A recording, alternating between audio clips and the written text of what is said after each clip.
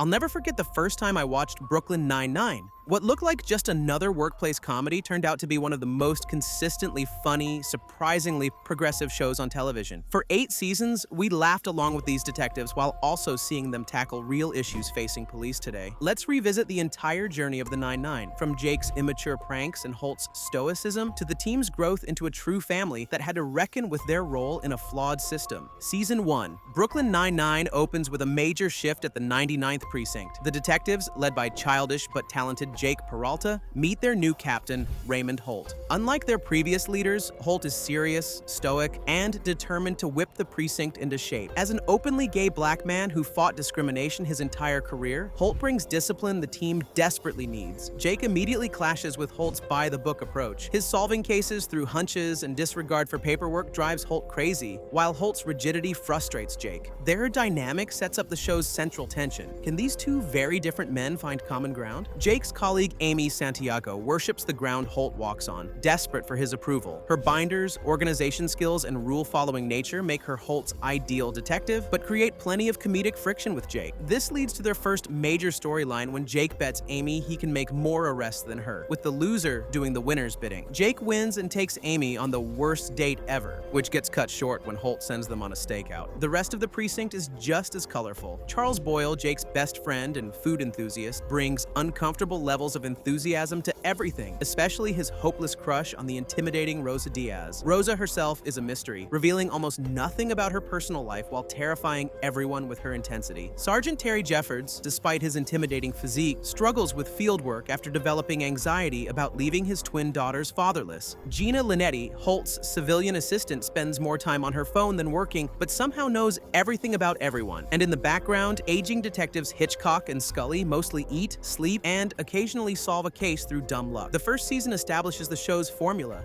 balancing case of the week plots with character development. Standout episodes include The Vulture, introducing a detective who steals cases as they're about to be solved; Halloween, starting the annual heist tradition that would become a series highlight; and Pontiac Bandit, introducing Jake's recurring criminal nemesis, Doug Judy. Jake's antagonistic relationship with Holt slowly transforms into respect. When Holt stands up for Jake against a racist superior officer, Jake sees Holt as more than just a boss. Similarly, when Jake helps protect Holt's husband Kevin from a death threat, Holt recognizes Jake's potential. Their father-son dynamic becomes one of the show's emotional anchors. The season ends with Jake going undercover with the mob after crossing FBI agent Pembroke, nicknamed The Vulture. Just before leaving, Jake finally admits to Amy that he has feelings for her, but she's already dating Teddy, a bore who loves Pilsners. This unresolved tension sets up the show's central romance. Season 2. Jake returns from his undercover mission to find precinct dynamics shifted. Amy is still with Teddy, so Jake rebounds with defense attorney Sophia Perez. Their relationship highlights Jake's growth, but ultimately falls apart when Sophie can't reconcile dating a cop with defending clients against them, establishing a theme of professional and personal conflicts. Meanwhile, Boyle reveals he's been secretly sleeping with Gina, a development nobody saw coming. Their friends with benefits arrangement is both hilarious and strangely sweet, showing surprising depth in both characters before they mutually end things. Complicating matters further, Boyle's father and Gina's mother start dating and eventually marry, making them step-siblings in one of the show's most awkward family dynamics. Captain Holt faces his biggest antagonist, Deputy Chief Madeline Wunsch. Their decades-long rivalry provides some of the show's most cutting insults, with Holt comparing her to everything from a lizard person to the actual embodiment of death. The normally reserved Holt becomes gloriously petty around Wunsch, revealing his surprising talent for burns beneath his formal exterior. This season explores the characters' personal lives more deeply. Rosa develops her first serious relationship with Marcus, who happens to be Holt's nephew. Terry returns to full active duty, overcoming his anxiety through the support of his colleagues. The precinct rallies around Gina when her apartment burns down, showing how they've become more than co-workers. They're a family. Season 2 also delivers some of the series' most memorable episodes. The Jimmy Jab Games introduces departmental competitions that would become a recurring highlight. Beach House takes the squad to Boyle's vacation home, showing their dynamics outside work. Johnny and Dora features Jake and Amy going undercover as a couple, culminating in a kiss that's initially for the job, but leads to something more. Just as personal lives seem to be stabilizing, professional chaos arrives when Wunsch promotes Holt to public relations, effectively removing him from the 99. His goodbye toast, Pain, perfectly captures the loss both Holt and the precinct feel at this separation. Season 3. Without Holt, the 99 gets a new captain, the lazy, credit-stealing dozerman who promptly dies of a heart attack. attack after catching Jake and Amy kissing in the evidence room. His death raises the stakes for their relationship. If they're going to date as colleagues,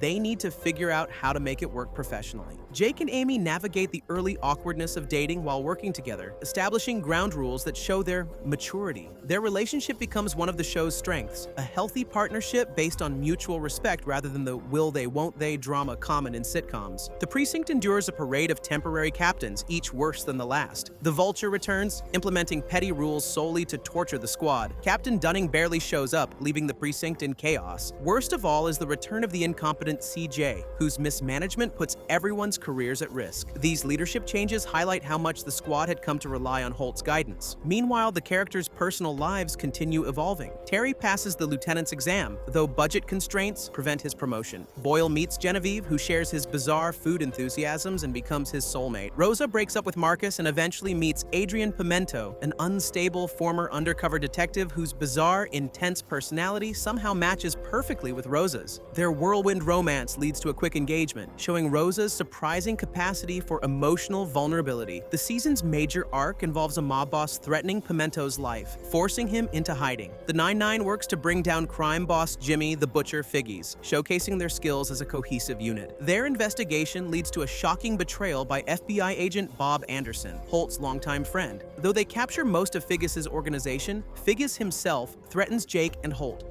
forcing them into witness protection in Florida. The Florida cliffhanger highlights how far the show had come from its case of the week beginnings, embracing serialized storytelling that would define later seasons. Season 4. Jake and Holt spend 6 uncomfortable months in witness protection as cousins named Larry. Jake works at an ATV rental shop while Holt tends bar, both miserable away from their real lives. Their Florida existence, complete with tacky clothes, terrible neighbors, and Holt's brief stint in a dance crew, and provides some of the series' funniest fish-out-of-water moments. The 9-9 eventually tracks down Figgis, allowing Jake and Holt to return to Brooklyn. Their homecoming is bittersweet as the entire precinct is assigned to the night shift, as punishment for Captain CJ's mistakes. This schedule change creates new challenges, especially for Terry, who barely sees his family, and Amy, whose meticulously planned life is thrown into chaos. This season deepens the characters in significant ways. Boyle and Genevieve adopt Nikolai, a young boy from Latvia, showing Charles's journey into fatherhood. His overwhelming love for his son becomes one of the show's sweetest recurring elements. Gina gets pregnant after a fling with Boyle's cousin Milton, approaching motherhood with her characteristic confidence and bizarre worldview. Jake and Amy move in together, strengthening their relationship through compromise. He learns to fold clothes.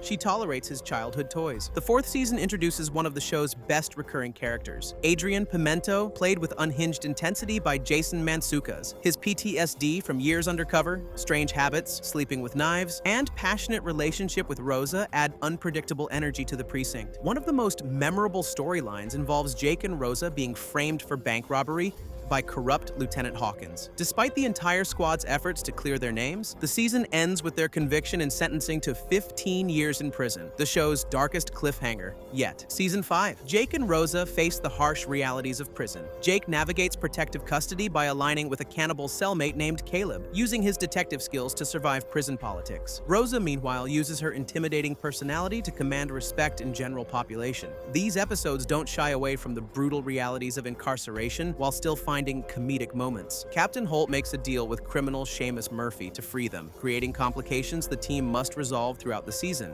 This moral compromise shows how far Holt will go to protect his officers, even at personal cost. Back at the 9-9, Amy passes the sergeant's exam, creating a new dynamic as she supervises uniformed officers. Her promotion challenges her relationship with Jake as they navigate their changing professional statuses while maintaining their personal connection. Terry faces one of the show's most serious storylines when he's racially profiled by a fellow officer while off-duty in his own neighborhood. Moo Moo addresses police bias with surprising depth for a sitcom, allowing Terry to express justified anger while showing the complicated reality of being a black officer in a flawed system. Jake helps Rosa come out as bisexual to her parents in one of the series' most touching episodes. Rosa's journey represents the show's thoughtful approach to LGBTQ+ storylines, avoiding stereotypes while acknowledging real challenges. Her parents' mixed reaction, her mother eventually accepts her while her mother-father struggles, provides nuance rarely seen in network comedies. The Murphy situation leads to threats against Holt's husband Kevin, forcing him into a safe house with Jake as his protector. Their time together evolves from awkward to understanding, showing how far both characters have come. Kevin and Jake bond over Nicolas Cage movies, developing a genuine friendship that honors their differences while finding common ground. Two major relationship developments mark this season. Jake and Amy get engaged after a Halloween heist gone awry, and Holt becomes a leading candidate for NYPD commissioner. The season concludes with Jake and Amy's wedding, interrupted by a bomb threat from Amy's ex-boyfriend Teddy. The ceremony that finally happens, officiated by Captain Holt in the street outside, perfectly captures the show's blend of heart and humor. As the ceremony concludes, Holt receives the email about his commissioner bid, but leaves everyone in suspense, setting up Season 6's opening question. Season 6. After Fox canceled Brooklyn Nine-Nine, NBC rescued it for Season 6, responding to massive fan outcry on social media. The season opens with the reveal that Holt lost the commissioner job to John Kelly, sending him into depression that manifests in hilarious ways, including wearing short-sleeved shirts, scandalously casual by his standards, and attempting woodworking with disastrous results. The new commissioner implements regressive policies, including a blue wall program encouraging secrecy among officers. This storyline allows the show to critique problematic aspects of police culture while maintaining the characters' integrity as they fight against corruption from within. Gina leaves the precinct to pursue entrepreneurial dreams, a storyline that coincided with Chelsea Peretti's real-life departure. Her exit episode, 4 Movements, celebrates her chaotic brilliance with a bizarre interpretive dance performance for the precinct, a fitting goodbye for such an unconventional character. Terry passes the lieutenant exam but faces a transfer since the 9-9 can't afford his promotion. Holt takes a temporary demotion to patrol officer to free up budget space for Terry to stay, showing his willingness to sacrifice for his team. His time walking a beat provides fresh comedy as the dignified captain adjusts to mundane street duties. Jake and Amy begin trying for a baby, creating both comedy and touching moments about their future together. Their journey shows remarkably mature discussions about family planning rarely seen in sitcoms, including Amy's detailed conception binders and Jake's growing comfort with adult responsibilities. The season includes a bottle episode where Jake interrogates a dentist suspected of murdering his partner, using different techniques throughout the night. This showcase allows Andy Samberg's range as an actor and demonstrates the show's ability to experiment with format. It's a masterclass in building tension while delivering laughs. The squad discovers Commissioner Kelly is illegally wiretapping citizens through his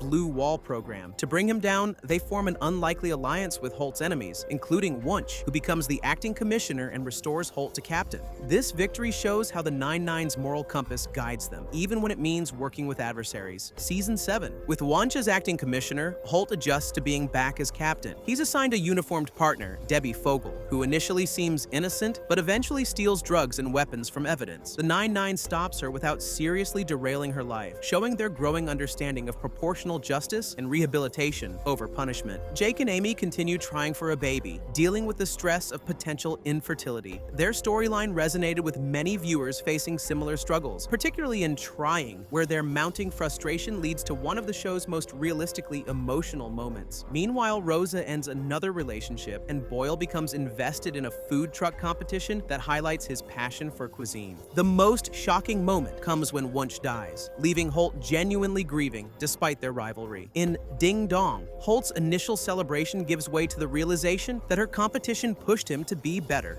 This nuanced take on rival relationships shows the show's emotional maturity. The season culminates with a citywide blackout during which Amy goes into labor. While the squad handles the crisis, Jake races to be with Amy for the birth of their son, whom they name Mac after John McClane from Die Hard, Jake's favorite movie. This birth brings the season to a heartwarming conclusion, while setting up the challenges of parenthood they'll face in the final season. Season 8. The final season of Brooklyn Nine-Nine, aired after significant real-world events changed perceptions of police, particularly the murder of George Floyd and subsequent Black Lives Matter protests. Rather than ignore these shifts, the show directly addressed them, showing the 9-9 grappling with their role in a system many viewed as fundamentally broken. Rosa quits the force to become a private investigator focusing on police misconduct cases. Her decision represents one possible response to the crisis in policing, while other characters choose to work for change from within. The show didn't shy away from uncomfortable conversations about institutional problems, allowing characters to express different viewpoints without simplistic resolutions. Holt and Kevin separate after years of marriage strain, revealing how Holt's career focus has damaged his personal life. The squad helps him recognize this imbalance, leading to a heartfelt reconciliation. Their relationship problems and healing process feel earned after 8 seasons of character development. Amy creates a police reform program while struggling with balancing new motherhood and her career ambitions. Her storyline reflects real challenges working mothers face, particularly during the pandemic, which the show acknowledges through changes to precinct protocols and remote work adjustments. The annual Halloween heist becomes a vehicle for a major revelation. Jake decides to leave the force to be present for his son in ways his own father never was. This decision marks tremendous growth from the immature detective we met in Season 1, showing how Jake has evolved from someone defined by his job to a man who understands what truly matters. The series finale involves one last heist, bringing together current and former 9/9 members. This format allows the show to celebrate its history while acknowledging the characters' changed circumstances. The squad promises to maintain their friendships beyond work, with a final scene showing them reuniting a year later for another heist, confirming that some bonds transcend the workplace. Brooklyn Nine-Nine stands out for several reasons beyond its consistent humor. The show featured one of television's most diverse casts, with Latino, Black, and LGBTQ+ characters, whose identities informed but didn't define their stories. This representation never felt tokenistic. Characters like Amy Santiago and Rosa Diaz had depth beyond their ethnicity. Brooklyn Nine-Nine's journey behind the scenes is almost as dramatic as its plots. After 5 seasons, Fox canceled the show in 2018, claiming it wasn't financially viable despite critical acclaim. Within 31 hours, NBC picked it up following massive fan outcry on social media. This rescue demonstrated the passionate connection viewers had formed with these characters, a testament to the show's impact beyond ratings numbers. The series ran for 153 episodes across 8 seasons, surviving network changes, cast departures, and the pandemic. It concluded on its own terms with a finale that honored the characters' journeys while acknowledging the changing world around them. What are your favorite memories from the 9/9? Were you Team Jake and Amy from the beginning? Did Captain Holt's one-liners leave you in stitches? The show may have ended, but like any great comedy, Brooklyn Nine-Nine will continue making us laugh for years to come. Cool, cool, cool, cool. No doubt, no doubt.